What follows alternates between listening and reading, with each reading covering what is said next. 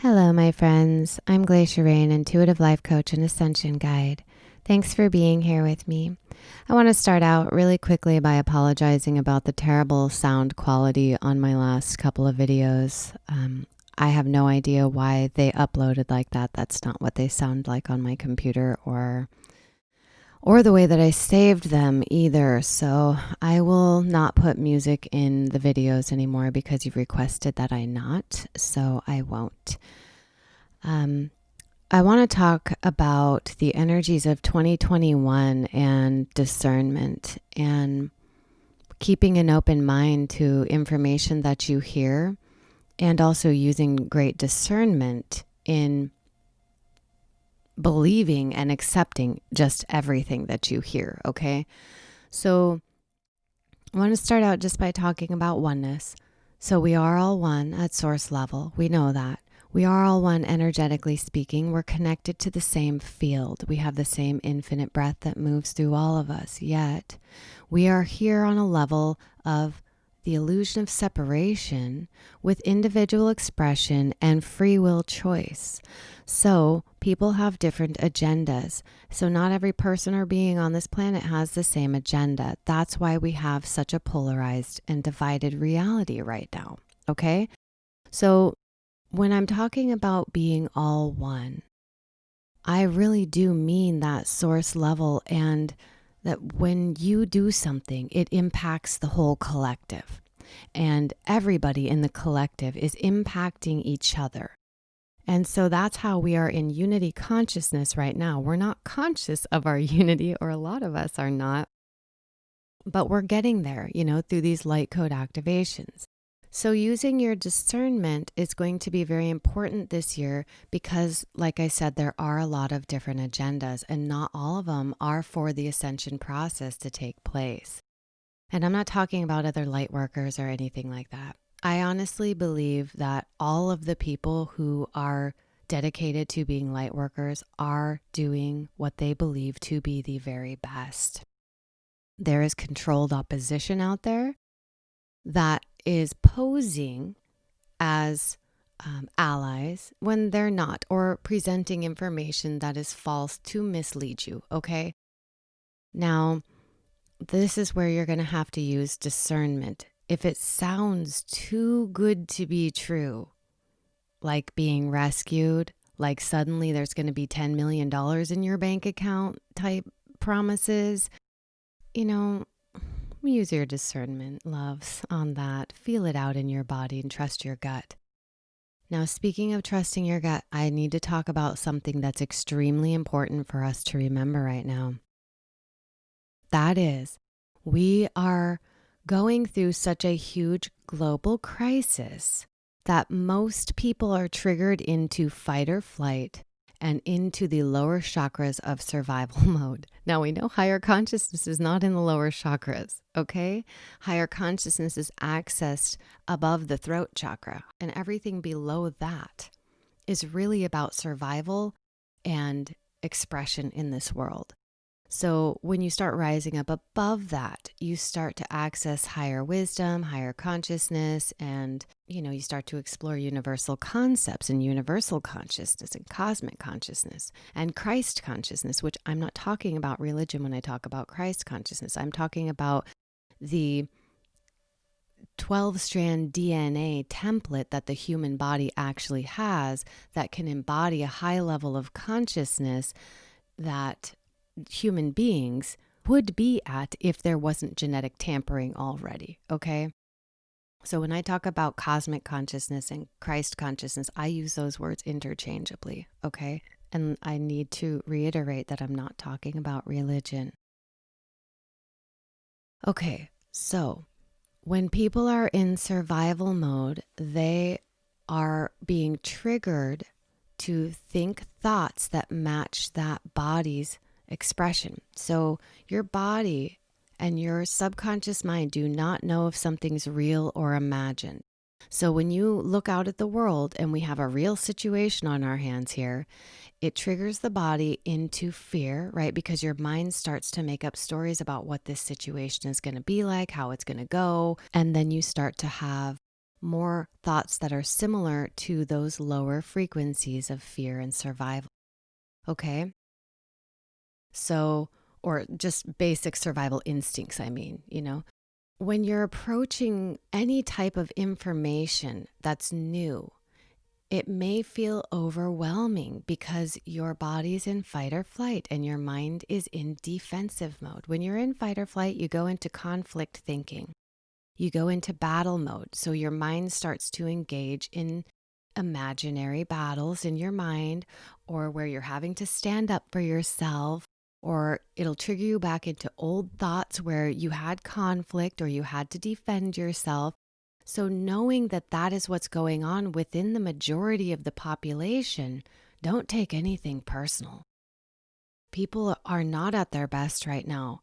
They are afraid. There's a lot of misinformation being spread to perpetuate that fear.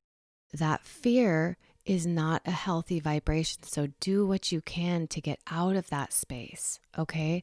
This ascension process is actually going really well. We are in the greatest breakdown cycle of the ascension process. And so the indigos came here to break down these systems. Many of you are indigos, and you came here to tear this apart so it can be rebuilt. The old system wasn't working. It was serving the very few at the cost of the very many, and that is not unity. And that is not symbiosis, okay? So we're working to create a world based in symbiosis and unity now.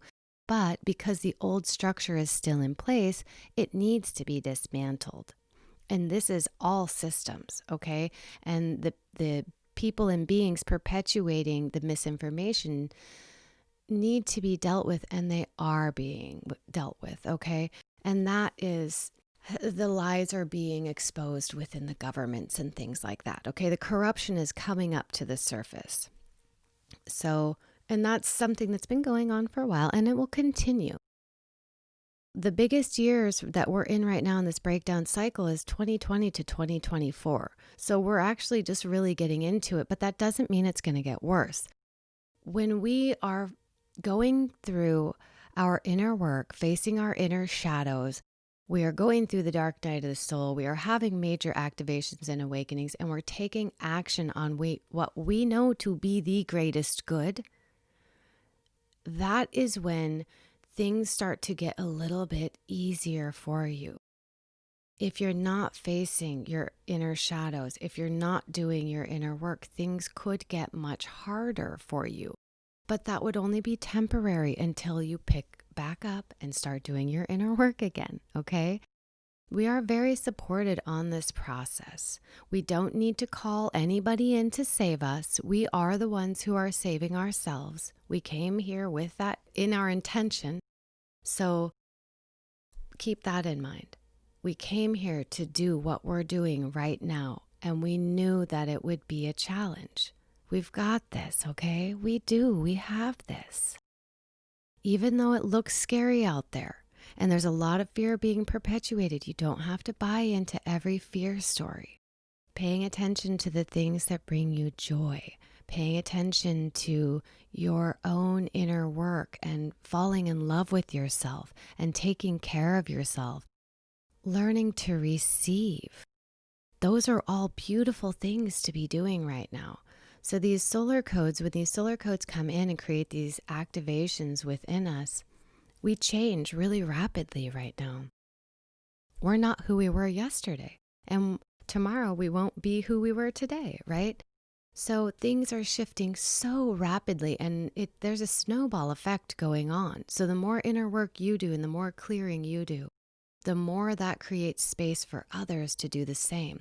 And when we all start having these activations, we are actually bringing in light codes which carry information of higher consciousness. And that's how we're transforming this reality. We are bringing in higher energies to shift this lower vibration, because anytime you add something in, you're changing it. So every activation you go through, changes this reality. And that's where doing the inner work is one of the greatest contributions you can be right now. And then loving yourself too, because when you clear the distortions of insecurities and doubt and self-hatred and self-loathing and judgment of self and things like that, then you are lightening the energies within your energetic expression. And that creates a change in the whole. Okay, so when we're talking about oneness, everything within the whole is contained within the individual too. We're like fractals, okay? So we are so interconnected. It's not even funny. Yet we live in this illusion of separation, but that really is for individual expression and free will choice. What a beautiful gift we have to get to choose our reality and choose our path. So when you're listening to information, and this is from me included, and I would love to always recommend this, take what resonates and leave what doesn't. It may be that today something I say doesn't resonate with you, and then your beliefs shift and you listen to it 6 months later, or you think about it 6 months later, and it makes sense to you then. Or maybe not. Maybe it never does, and that's okay. I'm here sharing the greatest truths that I understand and the information I get from my higher self and my source avatar. And so when I'm sharing this information, I want you to use your inner knowing with it. If it resonates, wonderful. If it doesn't, there's no need to fight against it. There's no need to run away or to make you wrong or make me wrong. It's just that if it doesn't fit, it doesn't fit. And that's really okay. So when you're looking out at the world, if people are directing you to call on some other being, use great discernment there, because you have everything you need within you. Your inner being has access to everything you will ever need in this reality. And you're coded to activate and to receive everything that you need. That's one thing in this reality that you can count on. You are coded to go through the ascension process and to align with the support that you need. Now, if you disempower yourself or give away your sovereignty by handing over your power to another being, then you're restricting access to your own, sovereignty. So this is why I recommend not choosing a middleman.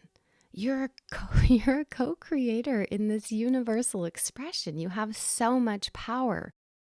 So humans have permission to create here. This is our realm here.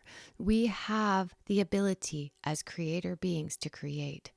You don't need some other being to create for you. You can create for you through the law of attraction, through your focus, through that beautiful consciousness of yours, and then the technology of your physical body. You've got the consciousness and the body together are what make this ability to create in this reality possible. Now think about what I just said. Your consciousness and your body are required in this reality to create. Therefore, you have the ability to create where other beings do not and would need to create through you. Are you picking up what I'm putting down? So I have a live Q&A coming up, and if you'd like to participate in that, the information is on my website. And if it's already past the time that the live Q&A is out, it will be available for replay as well. And I just want to take the time to tell you that I love you, and I'm so glad you're here. And I'm grateful that you're sharing time with me and sharing space with me. And I appreciate your open-mindedness with everything that I share and your willingness to show up with an open mind and to listen to the information and then see if it fits or not. So thank you very much. I love you. I hope you have a beautiful day, and I will be back pretty soon.